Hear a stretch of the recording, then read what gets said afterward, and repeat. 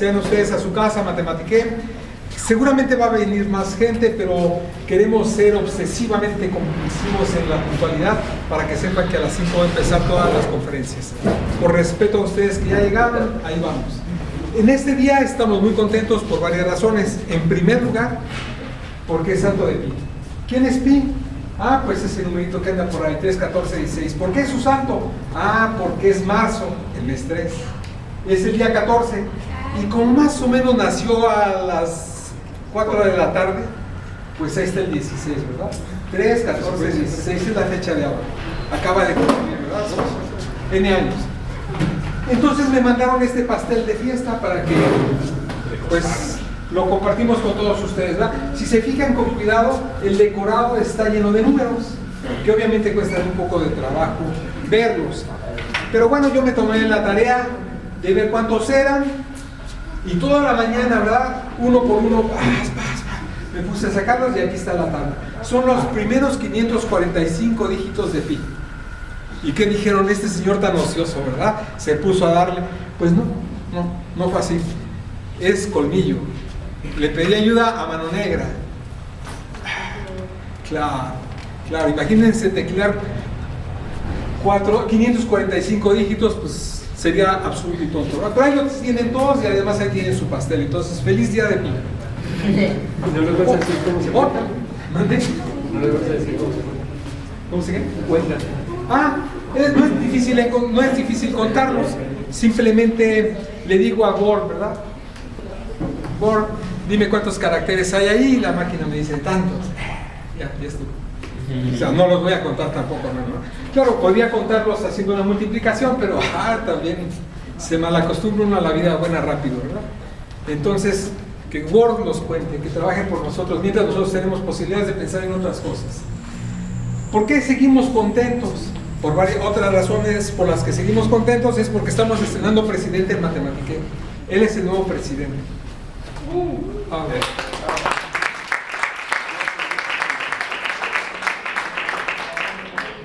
Lo estamos estrenando y además lo estrenamos haciéndolo trabajar, para variar, ¿verdad? Para eso sirven los presidentes, creo. Muy bien. Entonces, estamos muy contentos porque él también nos viene a dar una plática. Él es uno de los motores más fuertes de Matematiqué, ¿verdad? Ambos teníamos un sueño desde hace muchos años, desde que todavía teníamos pelo y lo pintábamos de negro. Órale. ¿Cuál era el sueño de él?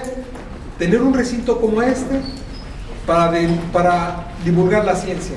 ¿Cuál era mi sueño? Tener un recinto como este para divulgar las matemáticas. Y bueno, como las matemáticas y las ciencias están enamorados, no se sueltan para nada, pues él es uno de los impulsores más importantes de Matematiqué en la parte académica.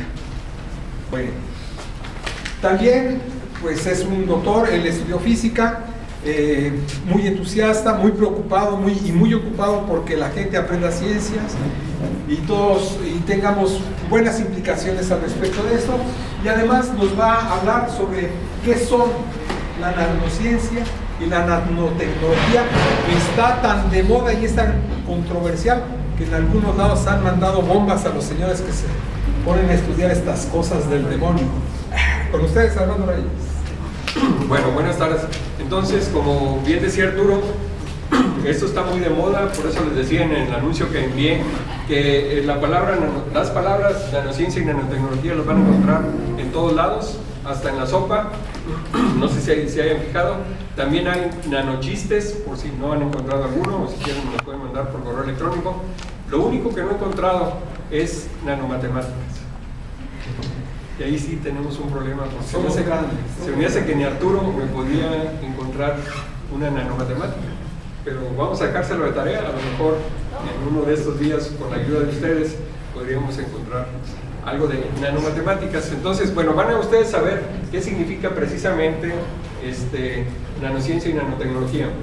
Si escuchan o si le prestamos un poco de atención, muy probablemente al final de la charla sí encontremos las nanomatemáticas, nada más que primero tenía que asustarnos. Miren cómo quedó más pálido de lo que ya está. Entonces, vamos a lo siguiente. Yo trabajo aquí en el Centro de Nanociencias y Nanotecnología de la UNAM. Estamos aquí frente a la UABC, UNAM y CES, en el Departamento de Física Teórica. Este es mi correo electrónico por si quieren algunas de las cosas que aquí les voy a mencionar. En particular, quiero que vean, vamos a trabajar fundamentalmente, voy a exponer en base a 2 trabajos que ustedes pueden conseguir por internet. O sea, no se preocupen mucho si no quieren, o sea, si se les pierde algo, lo van a tener por internet a colores, y ahorita vamos a ver alguna muestra. También existe el nanoarte, este es uno de ellos. Los de SEARTE se pelearon por ella, pero les dije que todavía no, porque no la habíamos, ¿cómo se dice?, patentados. Todos los derechos de autor estaban ahí en problemas. Pero bueno, está el Nanomundo, como ustedes vieron, o el Mundo Nano. Este es un libro que van a encontrar en la página nuestra. Esto que les decía, lo de nanoarte, por ejemplo, bueno, lo utilizamos en la Gaceta nuestra, en la Gaceta número 6. Esta también la pueden bajar de la página del centro, ahorita les doy la dirección, y pueden consultar pues las gacetas anteriores y un libro en particular, el que les acabo de mencionar. El libro que les digo es este está escrito precisamente por puros académicos y algunos estudiantes del Centro de Nanociencias y Nanotecnología.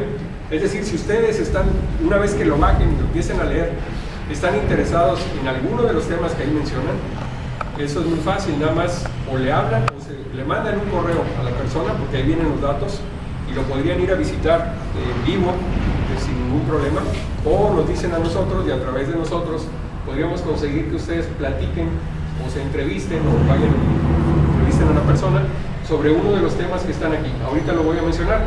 Se supone que tenemos conexión a internet, déjenme la activo, porque eso sí no lo había hecho, pero ahorita mientras se activa lo vamos a ver. La dirección es muy fácil, ustedes pueden entrar a este sitio y van a ver la portada de este libro, simplemente le oprimen ahí y van a poderlo encontrar. Este es ¿cómo se llama? El comité editorial del libro. Este es el contenido del libro. Como ven, está hecho en base a puras preguntas, y algunas de las imágenes que están aquí pues las van a encontrar explicadas o relacionadas con algunos de los temas que están aquí. Entonces, esto se los estoy mencionando nada más para que vean que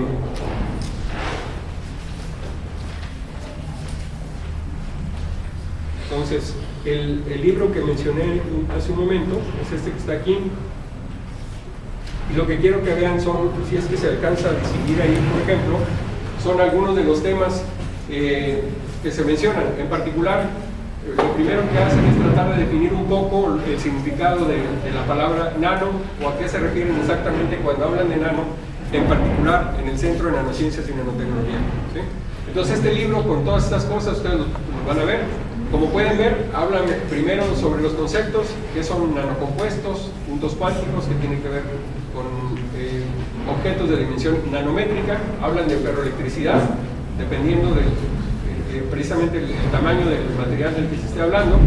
Hablan de la luz en espacios de tamaño nanométrico y qué es un nanoreactor. Entonces esto tiene que ver, por ejemplo, con propiedades ópticas, con mecánica cuántica, que ahorita les voy a mencionar más o menos de qué se trata, algún cierto tipo de materiales, o incluso ¿cómo se llama?, catalizadores. Después, más adelante van a encontrar materiales ya en sí, por ejemplo, nanooro, nanodendrímeros, nanogel, nanoemulsión y demás cosas. Y luego vienen aplicaciones. Entonces, viene el uso de algunas de estas cosas en algo o para resolver algún problema en particular. Lo repito, todo esto que ustedes observan aquí está escrito por académicos del Centro de Nanociencias y Nanotecnología. Ustedes lo bajan, leen el artículo, y si no queda claro, simplemente podemos hablar directamente con la persona que lo escribió, ¿sí? Eso es por si están un poquito interesados en este tema. Pero continuando con esto, les decía, en el peor de los casos, si no encuentran nada, aquí está mi correo electrónico, me pueden mandar solicitar este libro y el que les voy a mencionar a continuación. Hay otro libro que está en internet también, aquí está la dirección demasiado larga, pero ustedes pueden poner solamente el título y sobre todo que dice aquí Ministerio de Ciencia e Innovación del Gobierno de España. Con esto ustedes van a encontrar este texto, que también se los voy a mostrar aquí nada más para que se den una idea de qué se trata. Recuerden que habíamos dicho que nanociencia y nanotecnología lo podemos encontrar o lo vemos en muchísimas cosas. se utiliza en medicina, se utiliza en energía, se menciona en economía, se menciona en cuestiones ambientales,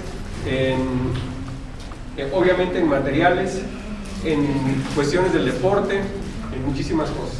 Entonces, no sé si hayan visto por ahí algunas prendas de vestir en donde van a ver en la etiqueta que dice nano algo, o sea, le aplicaron nanotecnología para obtener una prenda de vestir que puede ser, que tiene características muy especiales. Por ejemplo, que no se queda húmeda o que no se queda mojada cuando ustedes sudan y por lo tanto prácticamente siempre van a estar secos, ¿sí? O que si hace demasiado calor filtra los rayos ultravioleta y por lo tanto no se van a quemar, de alguna manera van a sentirse frescos y cosas por el estilo, ¿sí? Entonces, eso son solamente algunas de las aplicaciones. Aquí están el libro, voy a mostrar un poquito el título, el índice, para que puedan ver los temas que les mencionaba hace un momento, donde, por ejemplo, bueno, en esta plática básicamente voy a hablar del primer capítulo, de lo que es una nanointroducción, y luego van a ver después, existen lo que se llaman las nanoherramientas que se utilizan para la nanociencia y nanotecnología, que es lo que espero quede claro en el transcurso de esta plática. Entonces aquí pueden ver, o en este capítulo más bien, lo que dice aquí, el arte de ver, tocar, mover y escribir precisamente con herramientas nanométricas. Luego vienen los nanomateriales, dice, materiales nuevos para un nuevo siglo.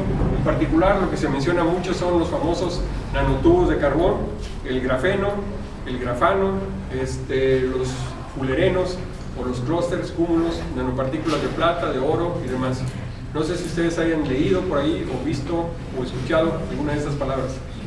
¿No? ¿En qué mundo viven? Bueno, exacto, encontré mucha gente que está un poquito desconectada, o mucho desconectada de la realidad.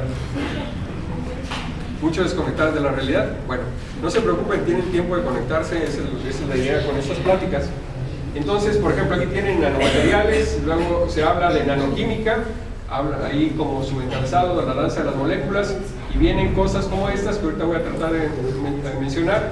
La nanobiotecnología, que esa suena mucho también, viene nanoelectrónica, luego vienen cosas como la simulación o nanosimulación, la creación de nuevos materiales o un laboratorio simplemente trabajando con computadoras y programas, nanoaplicaciones, y nanosociedad.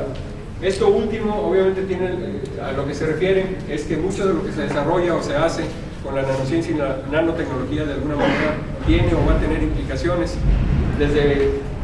Hay gente que dice que lo que está tratando de hacer es recrear la vida de alguna manera. Entonces pues obviamente los efectos, la cuestión ética, moral, las leyes relacionadas con esto, hay que ver de qué manera se van a reescribir. Bueno, entonces este libro tiene todo eso. Entonces lo que yo les voy a decir es como la 10ª parte o menos de lo que ustedes pueden consultar en estos libros que están en internet, ¿ok?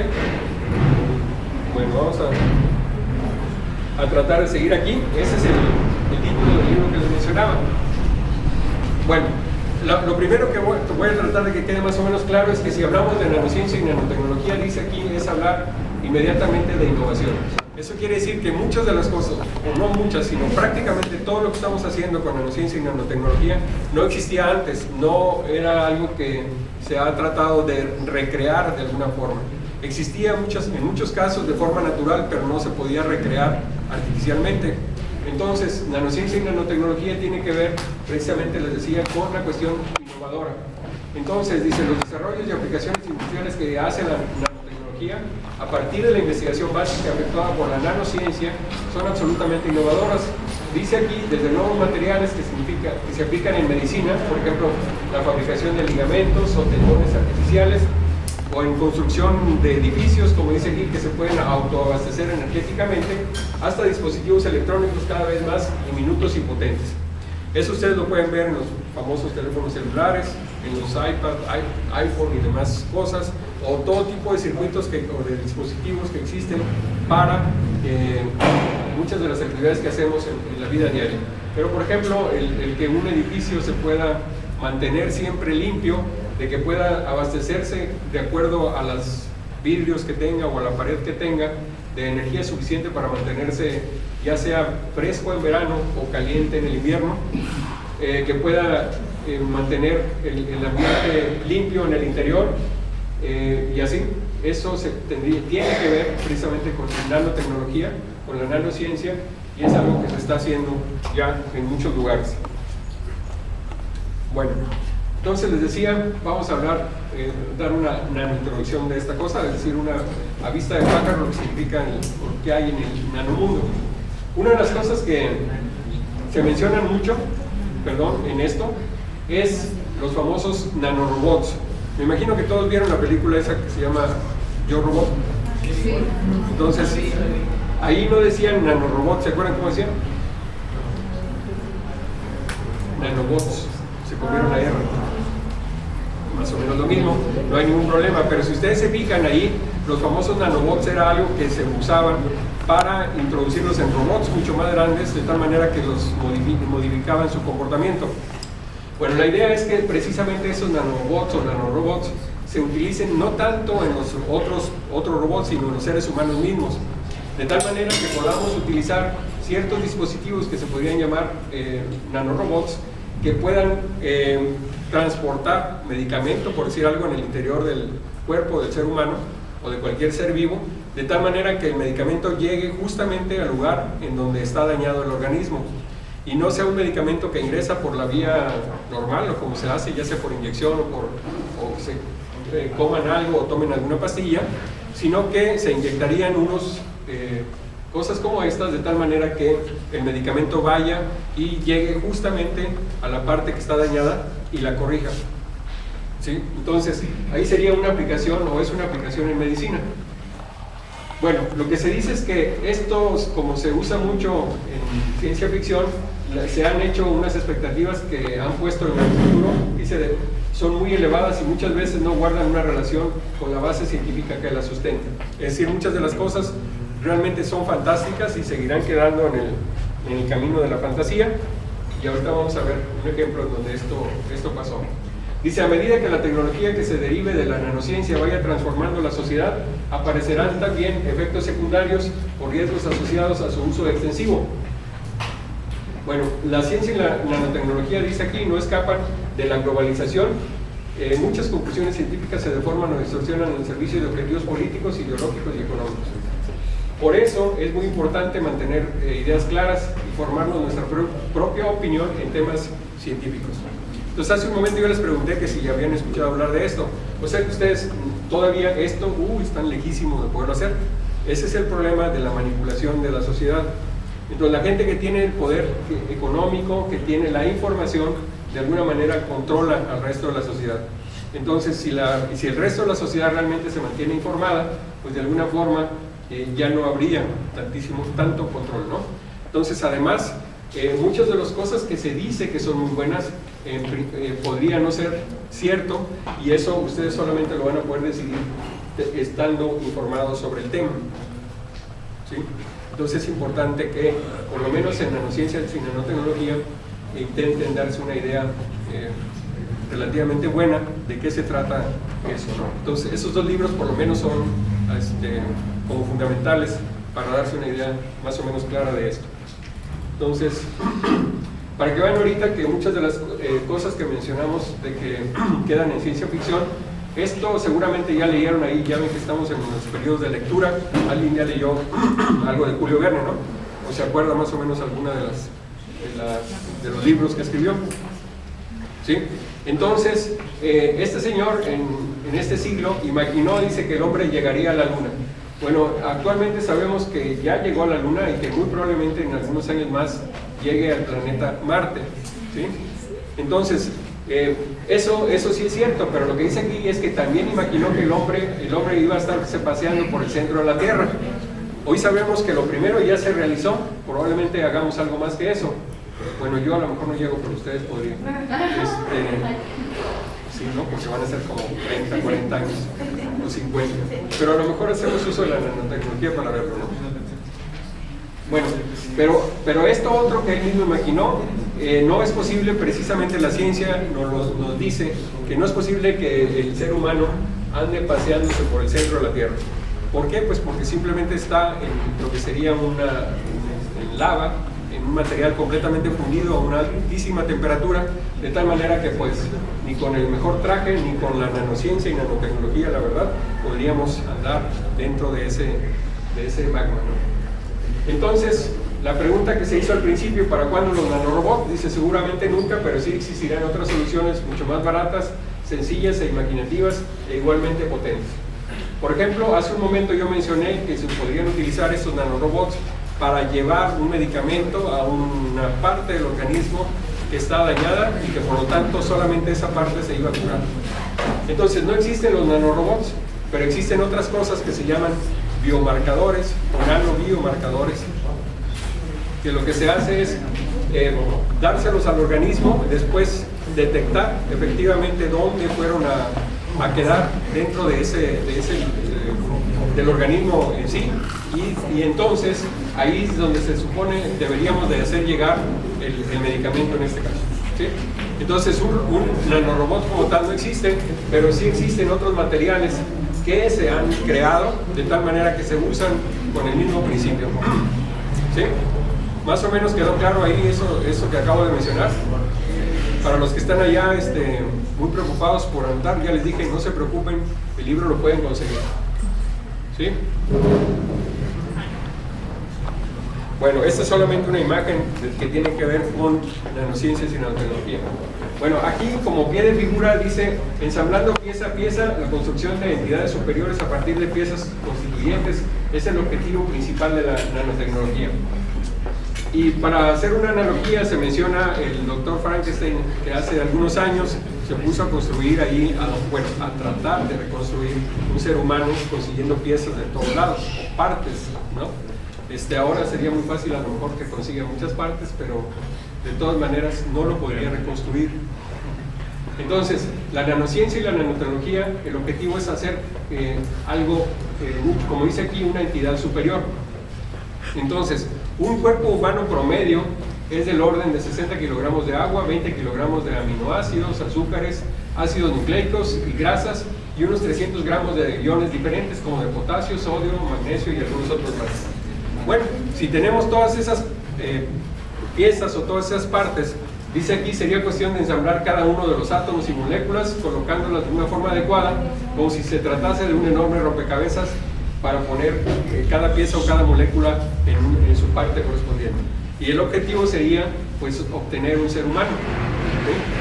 Entonces, existen por lo menos dos problemas o dos dificultades. Una, que son muchísimas las piezas que debemos ensamblar y que no tenemos la herramienta que nos permita manipular en tiempos razonables esta cantidad de piezas. Lo más fácil, dice aquí, tendríamos que tener la varita esta del mago Merlín, que como ustedes han visto en las películas de Disney, simplemente pone a lanzar las cosas, se reacomodan y el problema se resuelve. Entonces, la nanotecnología de lo que trata de hacer es conseguir esa varita mágica para resolver estos problemas, ¿sí? Y bueno, este libro fue escrito antes de Harry Potter, se me hace, entonces por eso dice, si no, por la de Harry Potter también lo pueden hacer, ¿ok? Pero bueno, el que se lleva el crédito realmente sí es el mago Merlín, que hace las cosas muy fácil, las ensambla muy rápido. Pero bueno, ¿por qué realmente decimos que tenemos muchísimas piezas? Bueno, vamos a ver por qué. Dice, el mundo invisible sobrepasa los límites del mundo que se conoce a través de los sentidos, es decir, lo que nosotros podemos percibir simplemente con los ojos, podemos percibir olores con la nariz, sentir con el tacto, es decir, con nuestros sensores naturales que tenemos. Entonces, el mundo invisible es todavía muchísimo más de lo que podemos ver. Dice aquí, el mundo invisible es tan infinito y fascinante como el universo, y aunque por el hecho de no poder verlo, nos cueste imaginar y comprender el pequeño tamaño, el enorme número o la naturaleza de los objetos diminutos, es un reto acercarnos a la grandeza de lo pequeño. Y aquí recordamos lo que en pláticas anteriores algunos mencionaron por ahí, de Pascal, que dijo, después de todo, ¿qué es el hombre en la naturaleza? Dice, nada en relación con la infinidad, todo en relación con la nada. es un punto central entre nada y todo e infinitamente lejos de entender la diferencia entre estas dos posturas. O sea que hagan de cuenta que estamos en el origen del sistema de coordenadas, estamos en el cero. Mueven para la izquierda, para la derecha, pues van a irse o al universo infinitamente grande o al universo infinitamente pequeño. ¿Sí? Entonces, en este caso, lo que tratamos... ¿Alguien preguntaba algo? No, pueden interrumpir o preguntar cuando quieran, ¿sí? No hay problema. En este caso, la plática tiene que ver con lo infinitamente pequeño. La plática de hace unas semanas tuvo que ver con lo infinitamente grande. Entonces, ahorita pues vamos a estar en el cero otra vez, en el centro, y movernos hacia lo infinitamente pequeño. Un número que se usa de referencia siempre es el número de Avogadro. Este número es del orden de 6.022 por 10 a la 23. Bueno, esto es casi nada, no importa mucho. Con el 10 a la 23 es suficiente para tratar de imaginarse la cantidad de partículas o de objetos que tendríamos en el número de Avogadro. Entonces aquí como ejemplo, dice un mol de carbón, que son 12 gramos, contiene un número de Avogadro de átomos, es decir, tiene 10 a la 23. Lo que preguntan aquí, esto viene en el libro, es, perdón, imagínense que ustedes quieren ensamblar esos 10 a la 23 átomos y les preguntan cuánto tiempo se tardarían suponiendo que van a ensamblar un átomo por segundo. Y resulta que necesitarían más de la edad que tiene el universo para poder ensamblar solamente 12 gramos de carbón, porque tiene 10 a la 23 átomos, ¿sí? Y eso es suponiendo que hasta este momento la edad calculada del universo, de acuerdo con la NASA, es 13.700 millones de años. Ya casi le llegamos, ¿eh? Bueno, viene aquí la nanotecnología. Dice, ¿qué significa esa palabra? El problema con la nanociencia y la nanotecnología dice aquí, es que nacieron como disciplinas,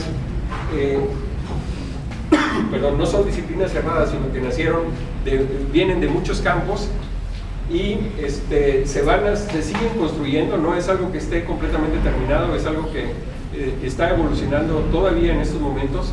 Ahorita vamos a ver exactamente a partir de cuándo se considera que esto surgió o nació. Y entonces, bueno, todavía estamos en el proceso dinámico de que esto va evolucionando, pero ahorita vamos a tratar de dar una definición concreta de lo que significa nanociencia y nanotecnología. Entonces, una primera aproximación es nanotecnología, dice, como la fabricación de materiales, estructuras, dispositivos y sistemas funcionales a través de control y ensamblado de la materia a escala del nanómetro. Bueno, aquí está la palabra clave. La nanotecnología, pues, es simplemente la tecnología precedida por la palabra nano. Ahorita les voy a decir qué significa, aunque ya muchos probablemente la conozcan.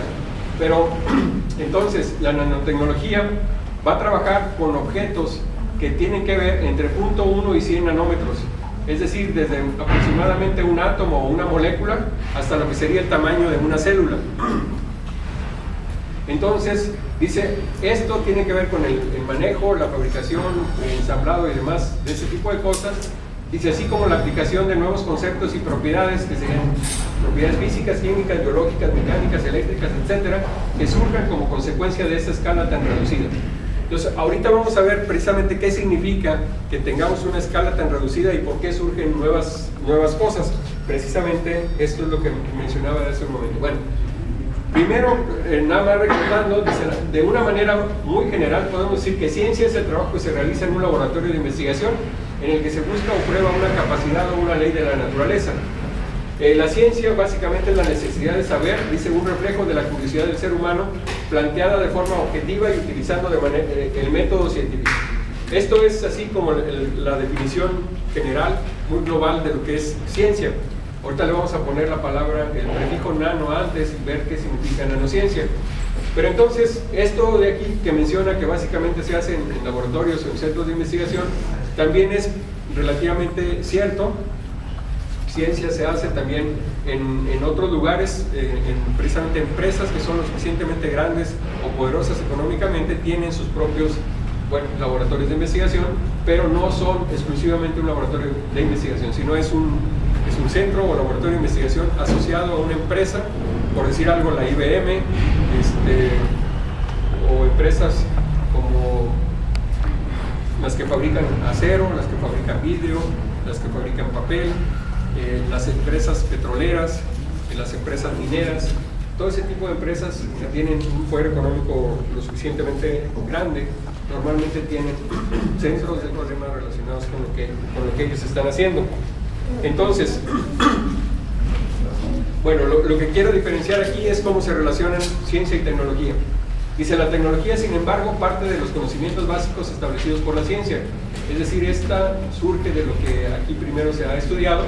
Dice, para construir un dispositivo o aparato que tenga una utilidad determinada. La ciencia suele desarrollarse en lo que decía hace un momento, en universidades o centros públicos de investigación, y no tiene necesariamente una repercusión económica inmediata. La tecnología sí es precisamente utilizar lo que se ha encontrado o descubierto en la parte esta y utilizarla para algo que de alguna manera va a tener algún precio. Entonces dice, la tecnología se desarrolla principalmente en empresas o centros tecnológicos, ya que se busca un producto o un proceso que se pueda vender destinado directamente a un usuario. Entonces, generalmente lo que decimos es que primero en la ciencia y algunos años después, en algunos casos nunca, la tecnología dice derivada de esta ciencia.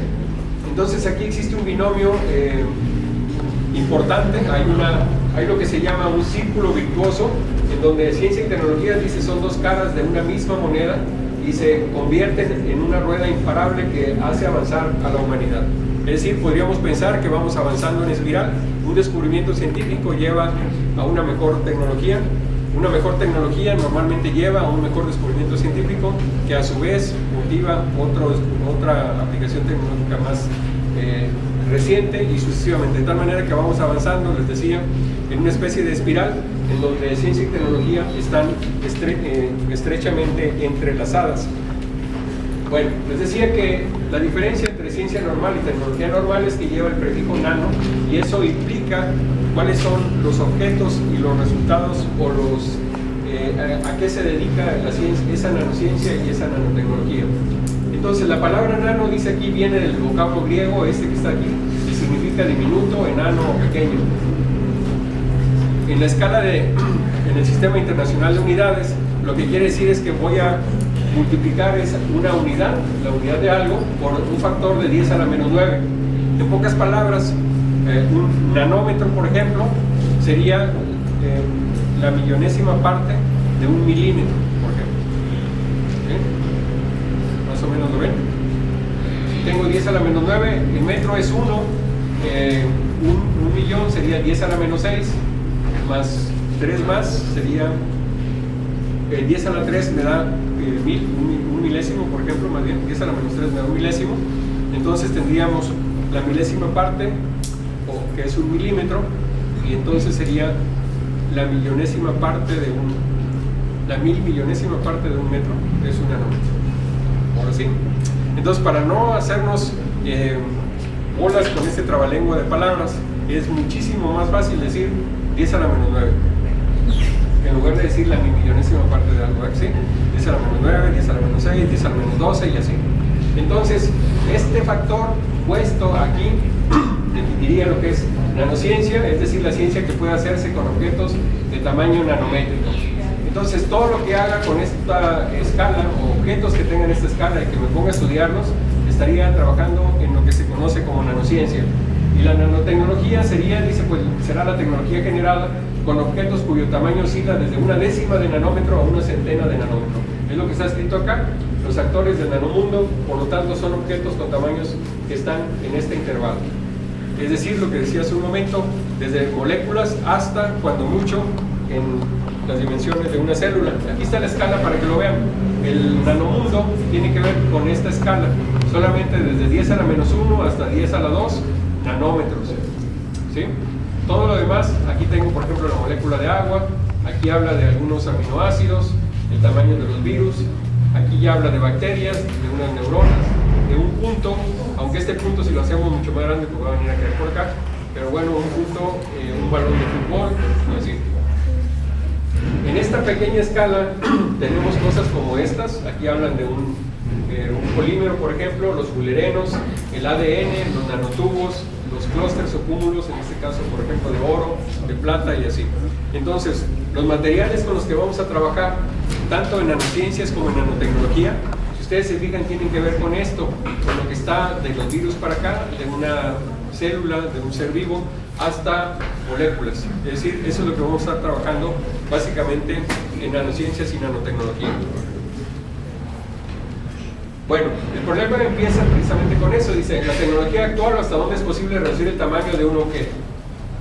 En 1947 se inventó el primer transistor. Por si ustedes tienen curiosidad, pueden buscar en internet el primer transistor y van a ver que era un objeto exageradamente grande comparado con los millones y millones de transistores que están puestos en su, ¿cómo se llama?, en el procesador que está en esta máquina, o el que traen en el celular y cosas por el estilo, o las memorias simplemente, ¿sí?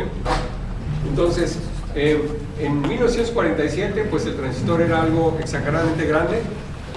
Si ustedes ven la imagen, algunas de las conexiones era un clip que estaba, los clips si los conocen, esos siguen siendo de ese mismo tamaño, lo pusieron derecho, lo conectaron y fue el alambre que se utilizó para hacer la conexión en aquel tiempo. Entonces, bueno, dice, la invención del transistor en 1947 ha sido sin duda uno de los hechos más importantes de la sociedad en el siglo XX y se hizo posible la aparición de los circuitos integrados y los microprocesadores. Bueno, el reto que tiene el mercado de la tecnología, dice, es muy claro: ofrecer más información en menos espacio, de una forma mucho más rápida y por menos dinero. Ahorita no me traje el disco porque se me pasó, pero hay un disco que es más grande que esta computadora, lo que se llamaban los discos láser que empezaron a salir en aquel tiempo. Eran unos discos más o menos de este tamaño. ¿Dónde? No, esos son los discos de música, pero en este caso ya era un disco láser. Los acetatos en aquel tiempo eran los discos negros, por ejemplo, usaban una aguja para leerse. No, este ya era un disco láser que usaba precisamente un láser para leerse, tanto para leerse como para escribirse. ¿Alguien ¿sí? ¿Un microprocesador?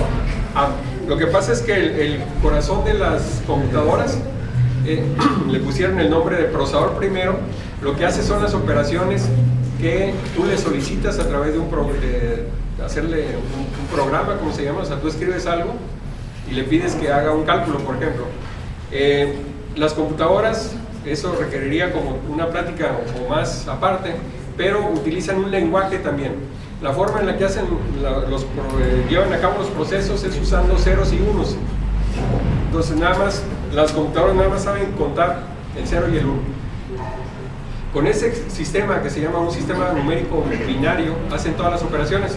Entonces un procesador es un dispositivo electrónico integrado, se llama así porque es como una pastillita en donde están integrados millones y millones de transistores.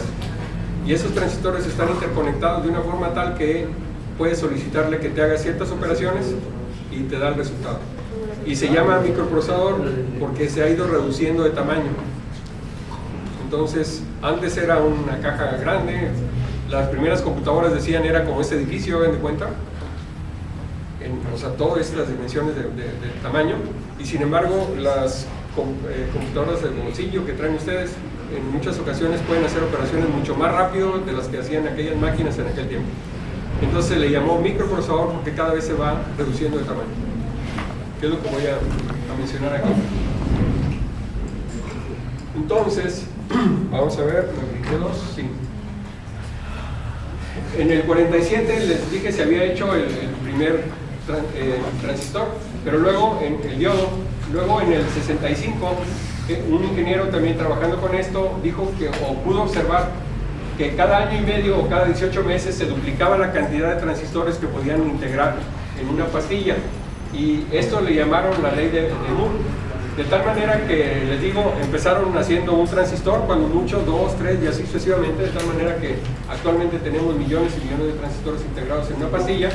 Pero lo que se dice aquí es que de seguirse cumpliendo esta ley, dice, podríamos aventurar que a mediados del siglo XXI llegaríamos al límite absoluto, que es un bit, un átomo. ¿Sí saben lo que es un bit?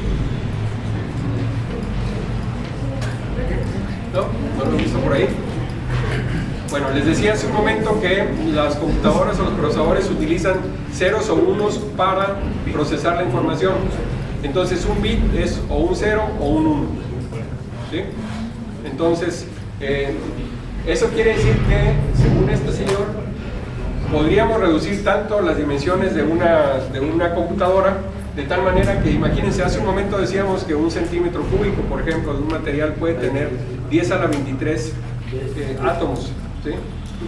Esto quiere decir que en un centímetro cúbico ustedes podrían tener 10 a la 23 bits, y pues ya con 10 a la 23 bits pueden sacar o hacer muchísimas operaciones.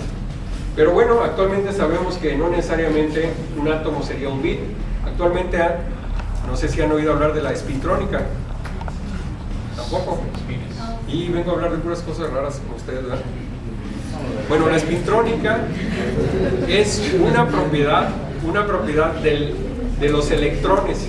Ustedes saben que los átomos están formados por un núcleo que tiene protones y neutrones y los electrones. ¿Eso sí lo saben? Vale, porque se ve de jardín de niños. Sí, de verdad.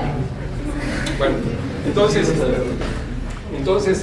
aquí, en lugar de tener un bit en un átomo, si yo tengo un átomo de carbón, pues por lo menos puedo tener espines diferentes en cada uno de los electrones, de tal manera que el número atómico del carbón sí se lo saben, ¿verdad? 6, ya dijeron ahí. 6 dijeron, ¿verdad? Ok, entonces tendríamos por lo menos 6 bits, mínimo 6 bits en un átomo de carbón. Pero si uso un átomo que tenga un número de electrones mucho más grande, puedo tener todavía muchos más bits, ¿sí? Entonces quiere decir que todavía tenemos mucho más espacio para seguir definiendo un bit en dentro de un átomo, ¿sí? O sea, un átomo podría tener o representar mucho más de un bit. ¿De acuerdo? No se vayan a lastimar allá porque no tenemos tubos aquí, por favor. ¿Sí? Bueno, entonces aquí viene lo importante precisamente de por qué suceden este tipo de cosas. Dice, antes de alcanzar este límite nos encontraríamos con varios problemas. El primero de ellos tiene que ver con el hecho de que a medida de que se reduce el tamaño de un objeto, su superficie crece respecto a su volumen. Fíjense, eso es medio contradictorio a lo que actualmente observamos. Algunos que estamos pasados de peso tenemos mucha área superficial, ¿verdad que sí? O sea, tenemos mucha área. Tendríamos volumen también, pero el área creció, ¿verdad? Alguien que está muy flaco, muy delgado, pues tiene poquita área, pues también tiene poquito volumen. La cuestión está aquí en que conforme voy reduciendo el tamaño de las cosas, conforme voy haciendo clústeres o cúmulos, se empieza a invertir el proceso. Voy a tener más área superficial que volumen, ¿sí? Aunque parezca medio extraño. Entonces, es lo que aquí vienen, en ese libro que les mencioné, vienen algunos problemas, vienen los resultados también, pero en particular, preguntan aquí, dice, imaginemos que tenemos un cubo de oro de 1 por 1 por 1 centímetro, dice, ¿cuántos átomos habría en su superficie y cuántos en el volumen?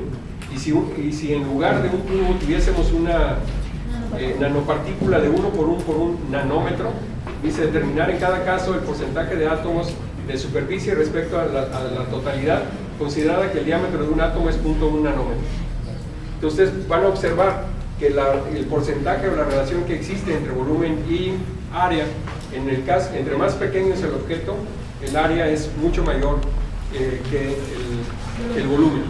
De tal manera que si tengo una partícula con un solo átomo, el 100% es superficie. Si tengo una partícula o un objeto de 2, 3 o 4 átomos, pues vamos a ir viendo que depende de cómo se acomoden, puedo tener más área o más volumen, ¿sí? Pero eso es precisamente lo que se usa en nanocatálisis y demás cosas, que lo van a encontrar en el libro que mencioné. Bueno, dice, una consecuencia importante de este aumento en la relación superficie-volumen es que las propiedades físicas de una superficie son muy distintas a las del volumen. Las propiedades del material cambiarán al reducir el tamaño de este objeto. Dice, estas modificaciones en las propiedades se conocen como efectos de tamaño finito. Bueno, ¿alguien trae una? ¿Qué es nanocatálisis? Nanocatálisis es precisamente utilizar nanopartículas, o sea, partículas muy pequeñas, como vimos aquí, dimensiones nanométricas, de tal manera que aumentas lo que se llama la superficie del objeto, y cuando lo pones o sea, para hacer el proceso catalítico, la catálisis normalmente sucede en la superficie del catalizador. Entonces, entre más área superficial tengas, más efectivo es el catalizador. Entonces, la nanocatálisis lo que hace es incrementar el área superficial con nanopartículas para tener un mejor rendimiento en el proceso catalítico. Ahora, ¿qué es catálisis? Bueno, aquí estoy pensando en petróleo, que generalmente es lo que hacen o lo que están trabajando. Tú buscas un material que pueda romper lo que se llaman las cadenas moleculares del petróleo crudo y convertirlo en gasolina, en diésel o en algunas otras cosas, lo que sería petroquímica. Entonces el nanocatalizador lo que se hace es precisamente tener una especie de polvos o nanopartículas que se usan como catalizadores, pero de acuerdo a sus dimensiones se les llama nanocatalizadores. ¿Sí? Bueno, ahora en el libro que te acabo de mencionar, ahí viene una explicación mucho más larga y ejemplos y todo eso. Esos libros, les digo, están ahí en la página, los pueden bajar, o si no yo se los puedo enviar. Bueno, el segundo, aquí vimos que el primer problema es que la superficie se incrementa y por lo tanto cambian mucho las propiedades. Les decía que iba a hacer un experimento muy sencillo. ¿Alguien trae una hoja así que tengo, o hay una hoja por ahí? Hoja así que no vayan a usar, no es que va a quedar muy doblada. Entonces, ¿alguien la trae por ahí? Bueno, entonces fíjense, por ejemplo, esta hoja que ustedes tienen aquí, o sea, es muy fácil doblarla, ¿no? Entonces, pero esta tiene dimensiones relativamente grandes. Entonces, si alguien logra doblar esta hoja, ¿cuántas veces? ¿Como 8? 8 veces. Si alguien logra doblarla 8 veces, regálale a la computadora. Que le regalo a mi computadora, pero sin información. A la 9, no, pues estoy como tú. Ah, bueno. A la 9. ¿Alguien quiere doblar la hoja 8 veces? A la mitad. O sea, irla doblando a la mitad, luego a la mitad, a la mitad. A ver. La dueña de la hoja, perdón. A ver. Mujeres y niños primero. Ahí va. A ver, fíjense nada más. Miren, lo que queremos probar, o sea, con un... Jóvenes. No se me aloquen, ¿qué pasó con las nanocosas? A ver. Ahí va, miren, fíjense, lleva un doblez. Quedamos en que si lo logra doblar 8 veces, no, aunque lo haga 8 veces, le vamos a regalar una computadora. Entonces, lo que quiero que ustedes observen, si prestan un poquito de atención, se van a dar cuenta que lo que estamos tratando de mostrar es efectivamente esto que está aquí, que conforme el tamaño se va haciendo cada vez más pequeño, las propiedades del objeto están cambiando. Empezamos con una hoja grande en donde era relativamente fácil doblarla por la mitad. A la hora en que la doblamos una vez, ya fue un poco más complicado volverla a doblar a la mitad. A la hora que la volví a doblar, se hace cada vez más complicado. Entonces, él nos va a decir si se va a llevar la computadora o no. Pero ¿cuántos dobleces llevas? 6.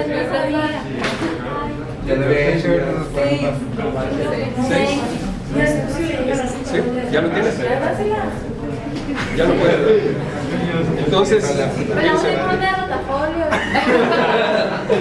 Entonces, por ejemplo, aquí llegó, el objeto se hizo cada vez más pequeño y así como ven ustedes, obviamente no iba a poder doblarlo una vez más a la mitad.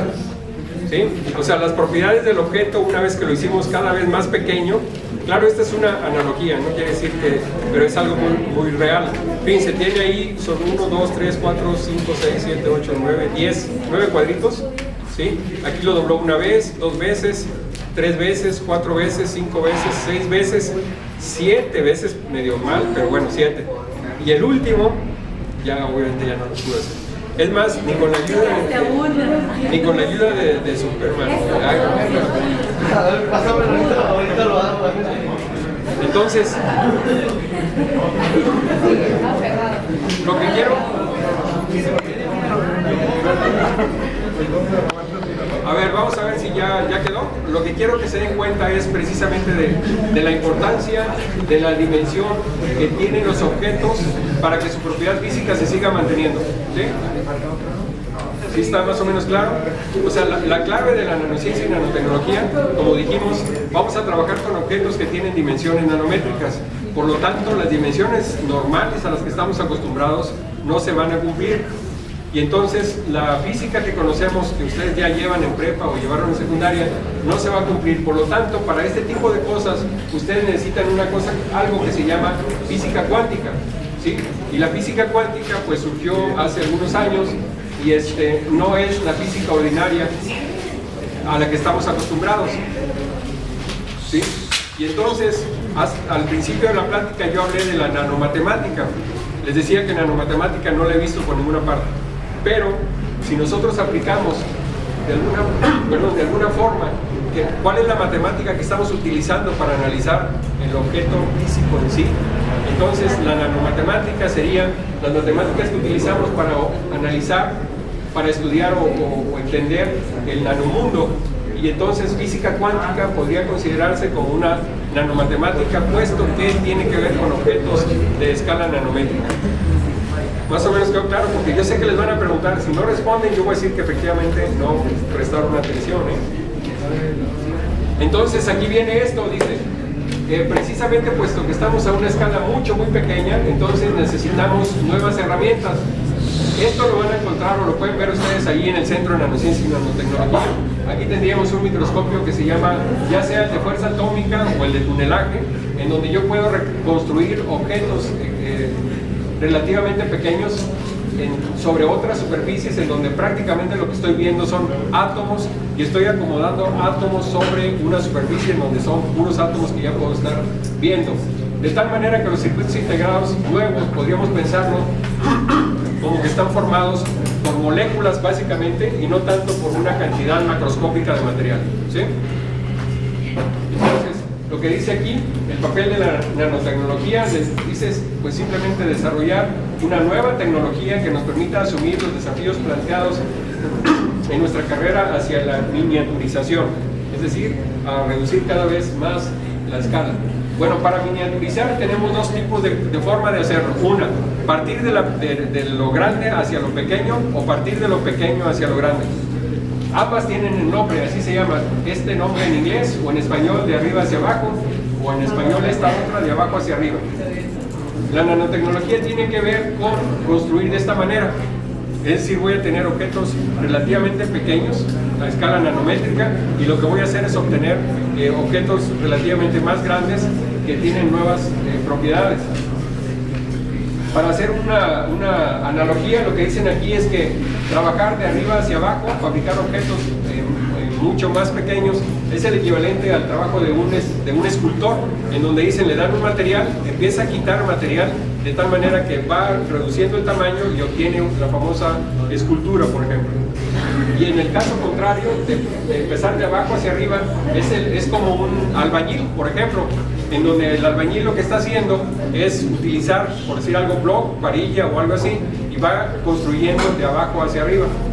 Entonces la analogía es, en un caso, una especie de escultor que quita material para obtener un objeto más pequeño, es de arriba hacia abajo, y en el caso de abajo hacia arriba, es como el de un albañil que empieza utilizando objetos más pequeños para construir, ¿ok? Entonces, dice la necesidad de instrumentación compleja implica otra de las características fundamentales que acompañan a la nanociencia y la nanotecnología, es su interdisciplinariedad. ¿Sí? ¿Qué significa esta palabra así tan grandote que parece un trabalenguas? Bueno, van a ver esto, dice, el desarrollo de la nanociencia requiere no solo la utilización de técnicas de fabricación, visualización y caracterizaciones muy precisas, sino también una aproximación multidisciplinar que reúna a físicos, químicos, biólogos, tecnólogos y teóricos trabajando juntos y utilizando el mismo lenguaje. Aquí falta agregar a los abogados que van a trabajar en esto, a los economistas y también a gente que tiene que ver con cuestiones de ética o cuestiones morales. Entonces, realmente es una nanociencia y nanotecnología, abarca prácticamente, o yo diría en su totalidad, todas las áreas del conocimiento que tenemos, tanto en las ciencias naturales como en las ciencias sociales o en las ciencias de la economía, ¿sí? Entonces, realmente es una actividad que abarca a toda la actividad cultural de los seres humanos, ¿sí? Bueno, dice, para comprender cómo se pueden construir dispositivos de orden superior partiendo de sus constituyentes, solo tenemos que mirar a nuestro alrededor. El ejemplo más trivial, porque hay millones y millones de ellos. ¿Saben ustedes cuál es? ¿Ya se desconectaron otra vez? De esto. Dice, para comprender cómo se pueden construir dispositivos de orden superior, como el ejemplo de Frankenstein que teníamos hace rato, dice, solo tenemos que mirar a nuestro alrededor. Si ustedes observan alrededor, veían, ese es uno, pero algo todavía mucho más, bueno, sí, ya hay tantos millones de celulares casi como seres humanos en el planeta, ¿verdad? Sí. Yo creo que sí. Pero precisamente me refería en este caso a los seres humanos. Un ente de orden superior, o sea, nosotros o cualquier animal, si ustedes se fijan, parte de constituyentes exageradamente elementales, y sin embargo a lo que llegamos, ¿sí? En un tiempo relativamente corto, ¿sí? Entonces esto, por eso dice aquí que para tratar de comprender algunas cosas, pues solo falta ver a nuestro alrededor. Dice, por otro lado, otro de los objetivos de la nanociencia y la nanotecnología es aprender de los mecanismos fundamentales que la vida ha desarrollado durante su evolución, para intentar reproducirlos e incluso adaptarlos para la resolución de otros problemas que poco tienen que ver con en principio con la biología. Un ejemplo así relativamente fácil, el cascarón de un huevo, ¿sí? El cascarón de un huevo es un material que tiene propiedades muy interesantes, y sin embargo todavía no lo podemos sintetizar artificialmente, o sea, todavía no lo podemos crear en un laboratorio. Entonces la nanotecnología y nanociencia lo que trata de hacer es entender cómo es que se crea o se genera el cascarón de huevo de tal manera que lo puedan hacer en un laboratorio, ¿sí? O sea, es algo tan sencillo, dirán ustedes, porque cualquier gallina o cualquier pájaro lo hace, pero sin embargo los seres humanos en cualquier laboratorio no lo hemos podido sintetizar. Y es un material muy interesante, que tiene propiedades muy interesantes, pero no lo podemos hacer. A cambio de eso nos defendemos diciendo que hemos hecho nanotubos, clústeres, cúmulos y demás cosas que la naturaleza aparentemente no ha hecho, pero se ha descubierto que en algunos lugares o en algunos, bajo ciertas condiciones, sí existen o ya existían esos nanotubos. Ejemplos, por decir algo, van a ver ustedes que el azul maya, así le llaman a ese tema, las pinturas que existen en las pirámides de los mayas en Yucatán o en esa zona, se han conservado su color a lo largo de muchos años. Entonces lo que descubrieron es que el pigmento está dentro de una nanopartícula que se llama una zeolita, que protege relativamente a ese color, de tal forma que el color perdura y perdura o perdurará durante muchos años. Los antiguos no lo sabían necesariamente, pero de alguna forma ellos utilizaron nanociencia y nanotecnología. Bueno, ahora sí, vamos rápidamente a ver cuál es el origen o el origen de estas cosas. Se dice que en 1959, muchos de ustedes todavía no nacían, en este lugar, un físico famoso que obtuvo un premio Nobel, habló sobre manipular objetos a pequeña escala. Él decía que jugando con átomos y moléculas podríamos hacer cosas interesantes o cosas nuevas. Entonces, la persona que acuñó este término fue un japonés, este es el nombre, en 1974, en este lugar, y él publicó un artículo o un trabajo en donde mencionó o puso el nombre de nanotecnología. Él ya pensaba precisamente en trabajar con objetos a esta escala, por eso usó el prefijo nano antes de tecnología.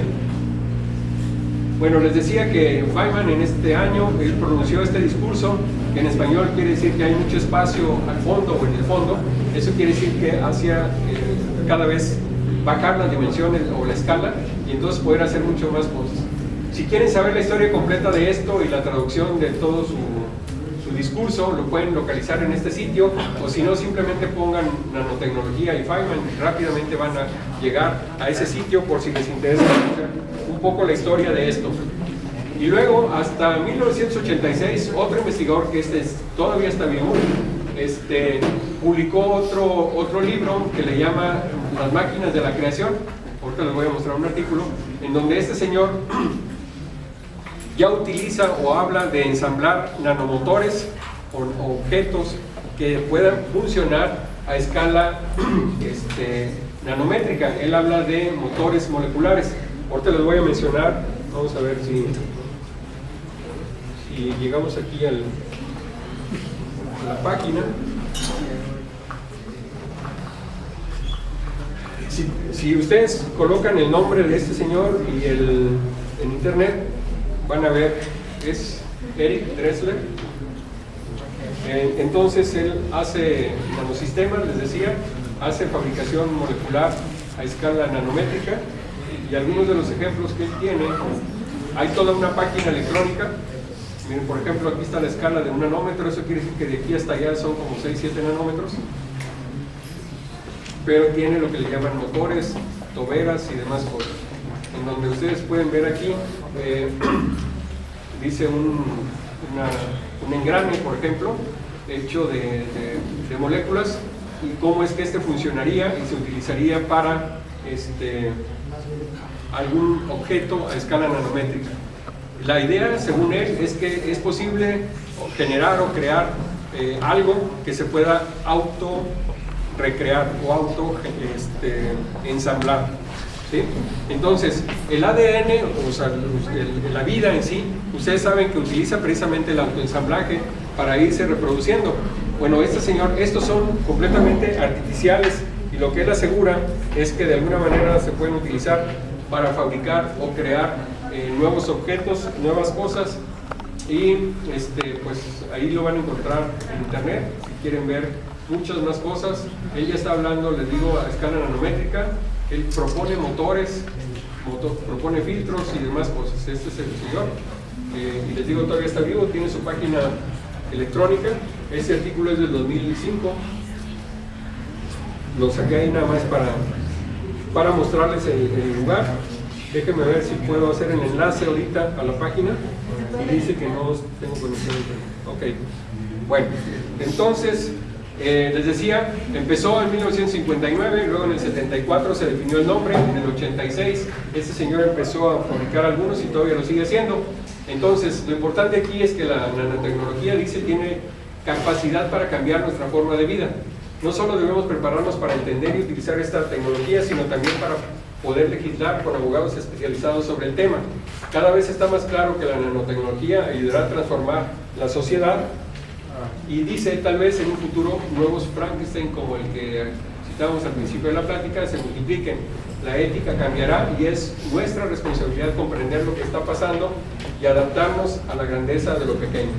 Es decir, desde ahora no tienen que pensar en nano pensamientos, sino en enormes y grandísimos pensamientos acerca de las nanocosas, ¿sí? Nanociencias y nanotecnología.